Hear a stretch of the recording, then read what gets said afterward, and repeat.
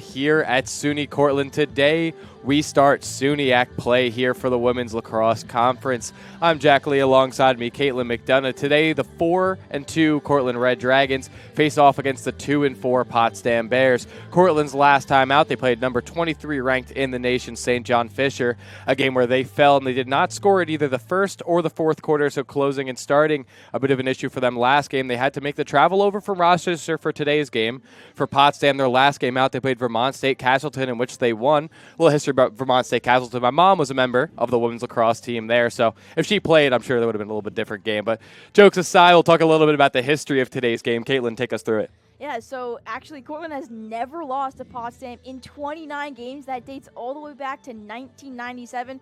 The Red Dragons absolutely dominate this matchup from start to finish. And we're expecting a little bit more of that in this game as well, because the Bears, they only scored 33 goals in all of their games played this season, whereas Cortland has scored really close to 100. So I'm expecting a big win for the Red Dragons today. Yeah, absolutely. I mean, it's a good game to set the tone for both of these teams. Both teams know it's at stake, and look at that. You talked about the stats, how many goals Potsdam scores. Let's look over the stats overall for this contest. For the Potsdam Bears, like you mentioned, 5.5 goals per game. Goals against is going to be 16.8 on the season so far, so letting up goals has been a slight issue. 14 shots per game. The good thing for Potsdam, though, is when they do shoot, they are efficient. They're the most efficient team in the SUNYAC in terms of getting shots on net. In draw controls, are 57 for 148. Cortland, 13.7 goals per game, 7.7 goals against.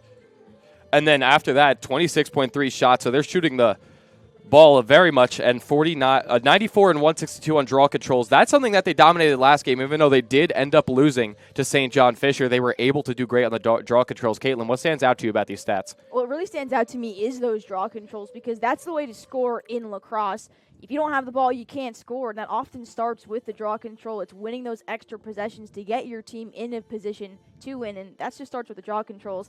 It also comes from the shots disparity as well. Cortland's not just shooting the ball. They're shooting at the right time and being selective with the shots they do take.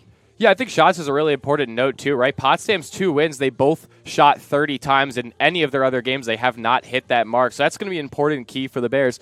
Next, we're going to go into a school comparison between the two SUNY schools. In Potsdam, New York, 2,501 students, established in 1815, 240 acres of campus land. For the Red Dragons, 5,905 students, 1868, established with two pretty old schools in 191 acres. 175-mile drive between the two teams, but, I mean, a home game for the Red Dragons, but since they played on the road yesterday in a back-to-back, basically a travel day for both of these teams. Yeah, absolutely. The travel day is really important in lacrosse because it's 60 minutes of hard-fought lacrosse. So to play yesterday, then come play back again today, it can take a little bit of a toll on you, but this Cortland team runs really deep, and it's not too far of a travel for them, so they should be a little bit rested in today's game. Absolutely, and it's really nice out as well today, which is a good little boost to your mood. We'll talk about our impact player of the game next, and that's going to be none other than Rachel Rempe. Rachel Rempe has been dominant on the season. She's been 16 draw controls, 5 points, 3 goals. I got a chance to speak with her before this game, right? She talked about how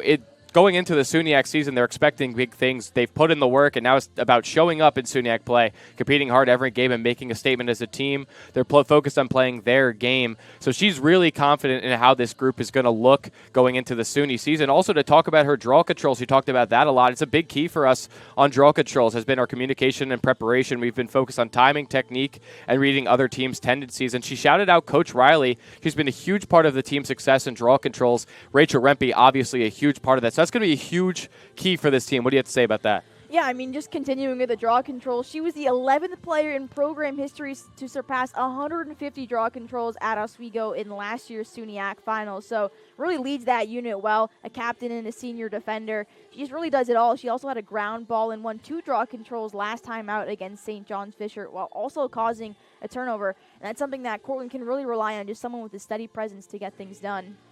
Absolutely, someone who just does it all over the field. And we get into your keys of the game for today. Yeah, I mean, we've talked about it a little bit, but I'm going to start with limiting turnovers. In last game against St. John Fisher, Cortland had 25 turnovers. You got to take care of the ball just a little bit better.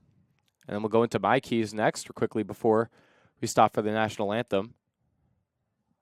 And my keys to the game is limit the free position against St. John Fisher. It's something that really was a problem for them. They gave up 6 free position chances to St. John Fisher. And I think when you look at Potsdam, right, they're 4 for 7 on the season from the free position. They don't get it often, but when they do, they're the most efficient team in the SUNYAC from the free position. It's absolutely something that's super crucial in this game for a team that does not get there, but when they do, is super efficient. The second thing would be slowing down Abby Cross. She had an amazing game last game. She has 5 goals on the season, and I talked over with Coach Swamp about her impact, and she said Abby Cross was the key to their win against Castleton. She's quick, and she always wants the ball in her stick. Put those two together, and she gets what she wants. She's one of the hardest workers I've coached, so it's going to be a problem for Cortland to slow her down. If they slow her down, the one thing they do have is a balanced scoring attack around it, right? They have a lot of players that can score the ball for Potsdam. The defense for Cortland is going to have a test for today, but we'll step aside quickly for the national anthem, and we'll be right back for the start of the game.